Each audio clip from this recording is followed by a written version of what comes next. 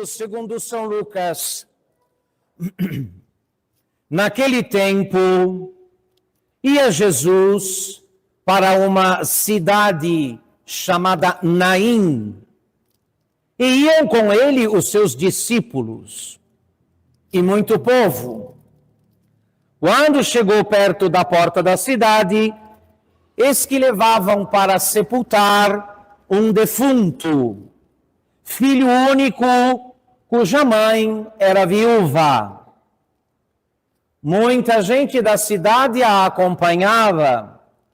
Ao vê-la, o Senhor, movido de compaixão para com ela, disse-lhe: não chores.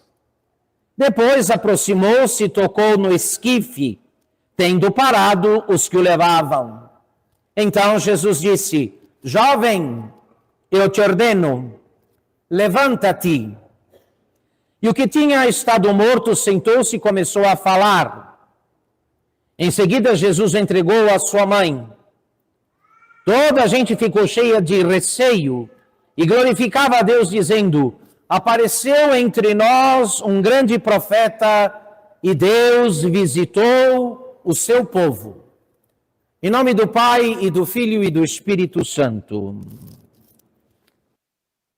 Nós não temos aqui como ponderar e contabilizar o número de vezes que Jesus Cristo, nosso Senhor, fez conosco algo parecido, algo semelhante ao que fez no Evangelho quanto à ressurreição deste rapaz, deste moço, lá do povoado da aldeia de Naim, filho único de mãe viúva.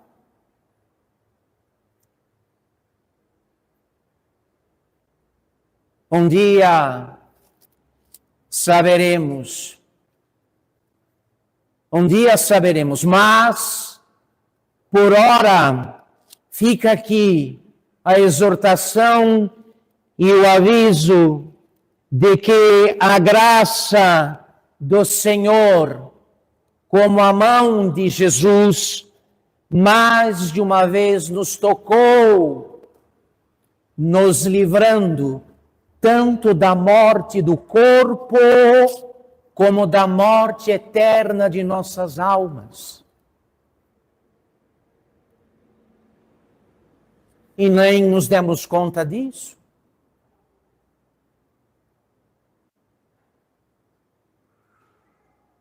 Nem paramos para pensar e para avaliar como tem sido grande a misericórdia de Deus.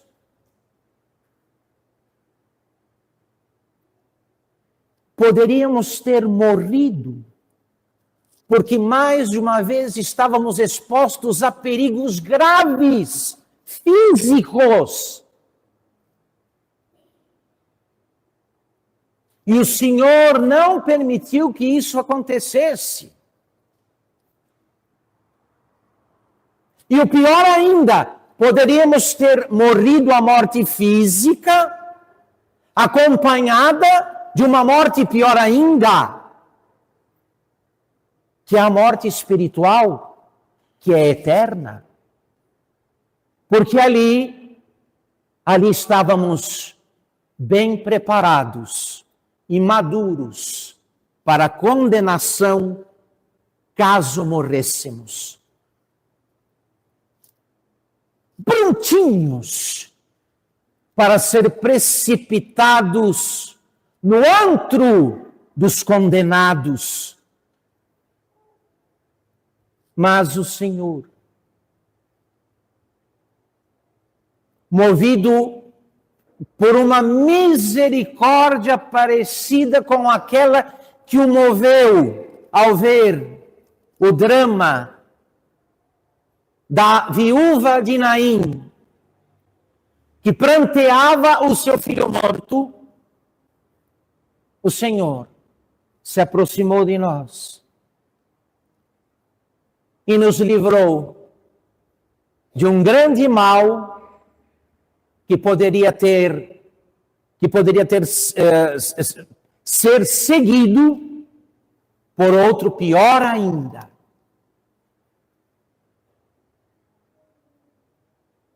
Se o Senhor não fizesse mais nada por nós, já teria feito muito.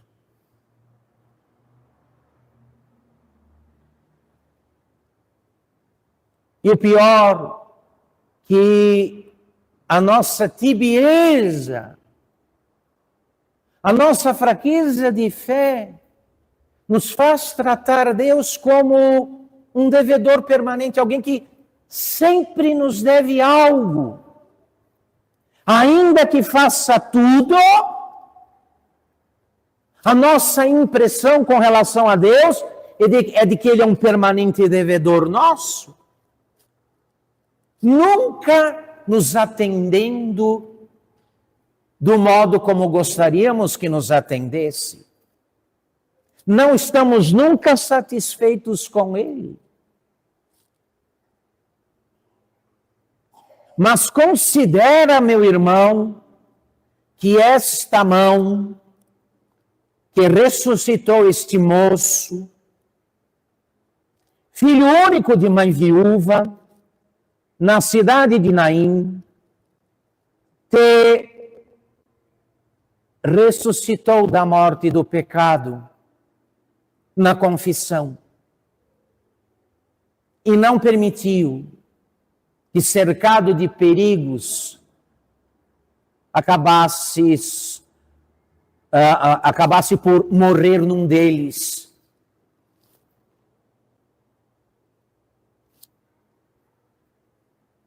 E não somos devedores de grandes louvores a Deus, como canta Santo Agostinho, que meditando nestas coisas que hoje anunciamos aqui, disse: ó Senhor meu Deus, aproximei-me das portas da morte, e vós vos colocastes entre elas e mim.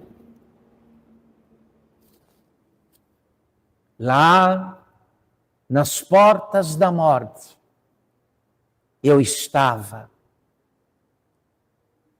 Mas estáveis também, ó Senhor, entre as portas da morte e mim,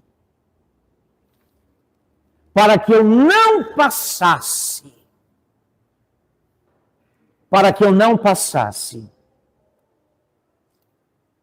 Continua ele, o grande pai da igreja: retiraste-me muitas vezes também da morte do corpo, ó meu Salvador, quando me afligiam graves doenças, ou me encontrava exposto a muitos perigos. Vós sabíeis, ó Senhor, que se então me tivesse surpreendido a morte, a minha alma teria sido precipitada no inferno e eu teria sido condenado para sempre. E a vossa misericórdia, a vossa graça anteciparam-se, salvando-me da morte, do corpo e da alma. Estas e muitas outras coisas fizestes por mim, ó Senhor, meu Deus. Agora, portanto, ó luz da minha alma, Senhor meu Deus, minha vida pela qual vivo, eu vos dou graças, eu vos ofereço, se bem que pobres e vis, inadequadas aos vossos benefícios, como vos pode oferecer a minha fragilidade. Eu, o maior entre os pecadores que salvastes, para dar aos outros um exemplo da vossa benigníssima piedade, confessarei os vossos grandes benefícios, já que me salvastes do mais profundo inferno, uma vez, 2 vezes, 3, 100, 1000 vezes. Eu sempre tendia para o inferno,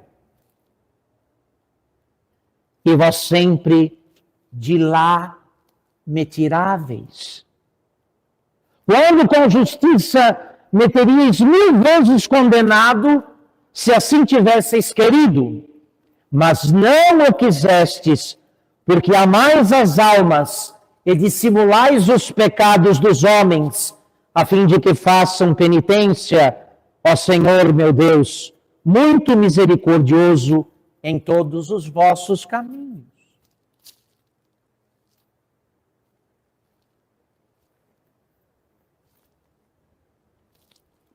Que mais queremos, senhores?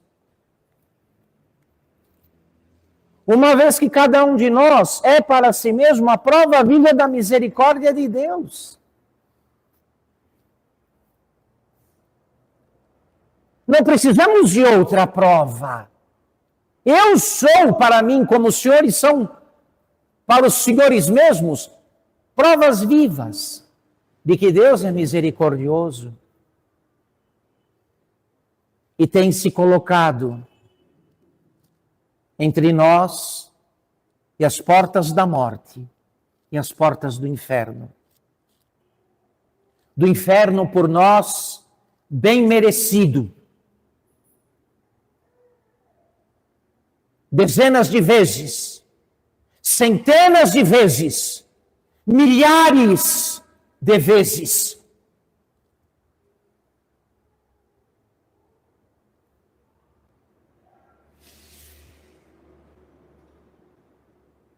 Então, nós não podemos encerrar esta meditação sem levar daqui 2 compromissos. O primeiro, de um estado de permanente ação de graças pela misericórdia de Deus imerecida. Imerecida.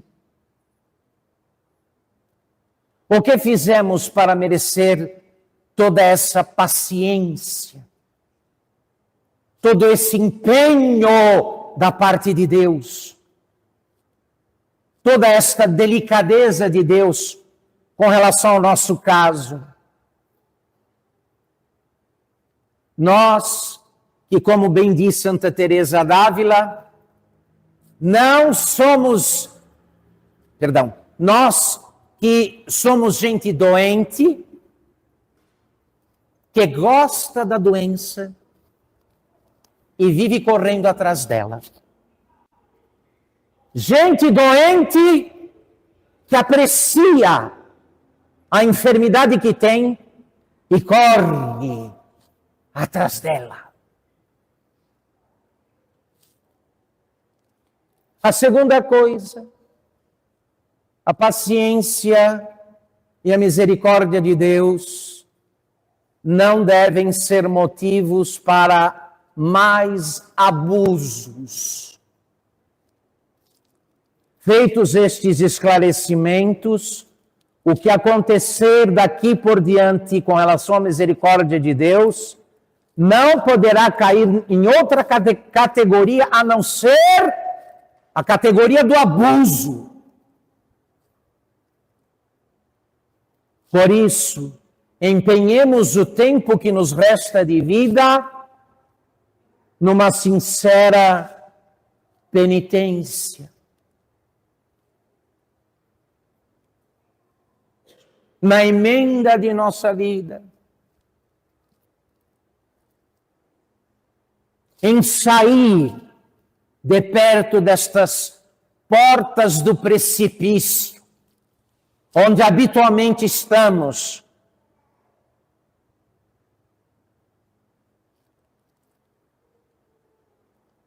Uma vez que, mais do que este jovem ressuscitado por Jesus, que de Jesus recebeu de volta a vida física, a vida do corpo, mais do que ele, recebemos de volta a vida eterna. Quando no confessionário acusamos as causas de nossa morte para Deus.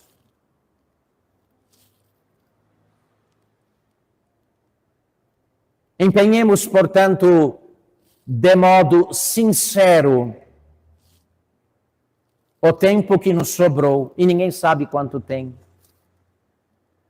Ninguém sabe quanto tempo lhe restou, em fazer todo o possível pela penitência para sair das portas da morte.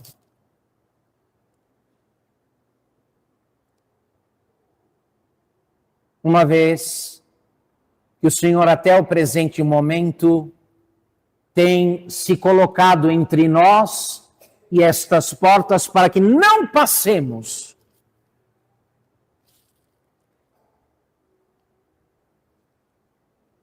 Mas Ele não está obrigado a fazer isso per omnia saecula saeculorum. Não é obrigação dele.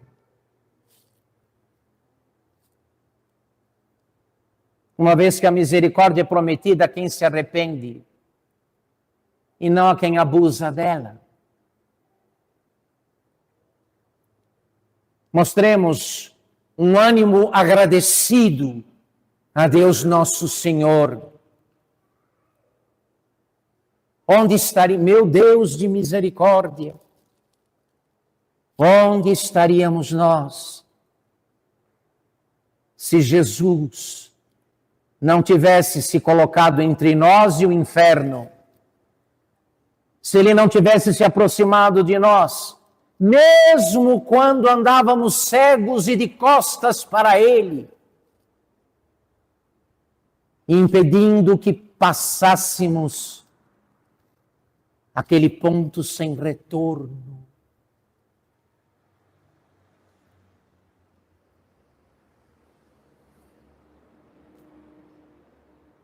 Daquele antro em cuja entrada, diz Dante, está escrito: a vós que aqui chegais, deixai do lado de fora toda a esperança.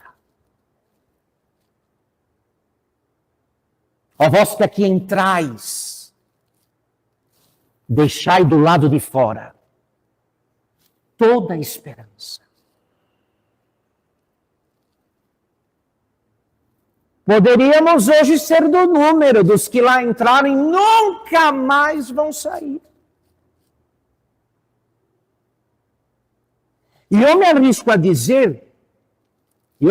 a dizer que alguns, por menos do que fizemos, estão lá. Por menos do que nós fizemos, já estão lá.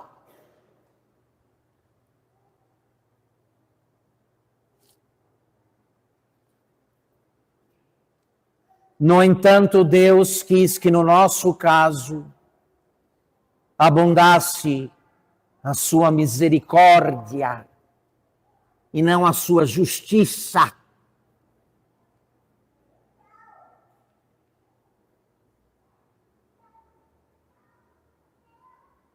Vejam como Ele é bom,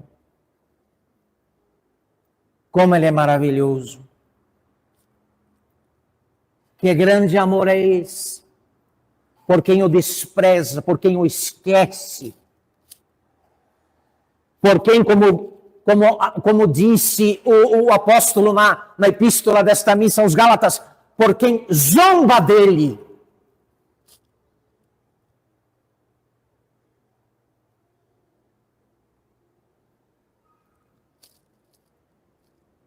O apóstolo disse também: isto mesmo que o homem plantar, vai colher.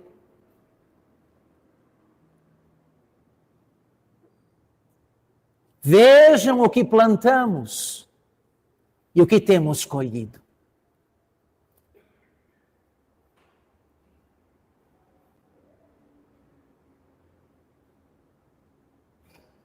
Ajuntamos uma montanha de lenha seca para ser acesa pela justiça divina, na qual deveríamos arder. No entanto, ele não acendeu a sua ira. Porque a vida de muita gente não é outra coisa a não ser um acumular de lenha seca para ser incendiada pela ira de Deus. Também a nossa foi assim. E, no entanto, ele não o fez. Não o fez. Não deveríamos, por isso, dar graças a Deus? Não deveríamos, só por isso, ser dos homens e das mulheres os mais gratos a Deus?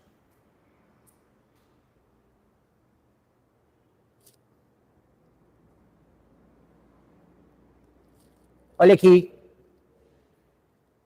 E se o que dizemos hoje não der jeito na nossa vida, nada dará. Se o que ouvimos hoje do Evangelho não der jeito na nossa vida, nada dará.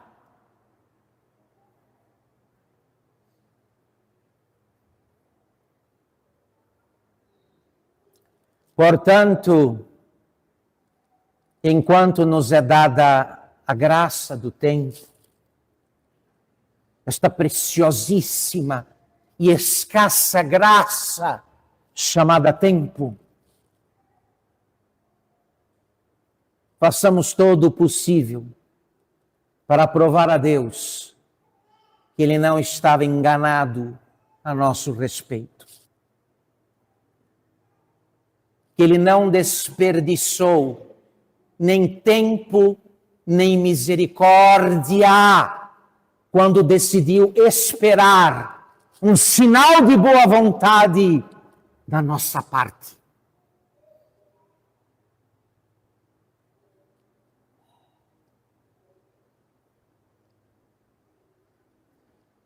Eis, enfim, meus senhores e minhas senhoras, o que é preciso acontecer.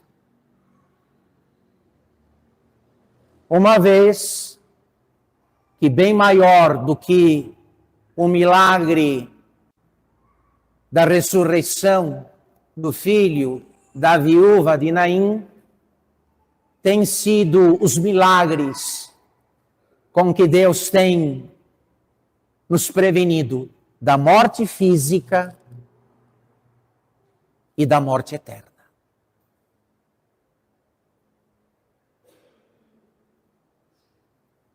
Guardemos bem estas coisas, prestemos bem atenção, e assim haverá esperança de que emendaremos nossa vida e daremos a Deus a alegria, não é? De nos ter perto de si, como filhos bons e amados, que sabem que longe do Pai não há nada a esperar, nem a conquistar. Em nome do Pai, do Filho e do Espírito Santo.